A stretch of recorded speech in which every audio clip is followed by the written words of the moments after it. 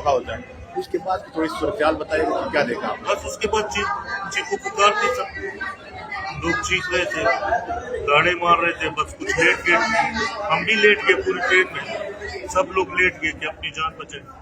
बस भाई से कुछ फायदे कोई ब्लास्ट हुए। उसके बाद फिर हमें कहा कि आप लोग नीचे उतरे, लोग नहीं उतर रहे थे, मैं अपने बच्चों को लेके उतर गया। मैंने कहा जब वो कह रहे उतरो तो फिर उतरो ना, अंदर आके मारना शुरू करेंगे फिर क्या करेंगे। हम लोग उतरे, खैर उतरे, मेरे बच्चों को भी छोड़ दिया, मुझे भी छोड़ दिया, मेरी घरवाली को भी छोड़ दिया। उसने कहा पीछे मुड़ के नहीं देखना चाहिए। हम लोग पहुंचे पुलिस स्टेशन पहुंचे पैदल पर, नाले के बीच में से बच्चों के। ये बताइए कि कितने लोग थे, क्या मंजर देखा आपने, उसके बाद क्या पूछगछ किया? मैं इतना देखना नहीं चाह रहा था, क्योंकि मैं अपनी और अपने बच्चों की जान बचाने के लिए बस मैंने फौरन उसने कहा पीछे मुड़ के नहीं देखना।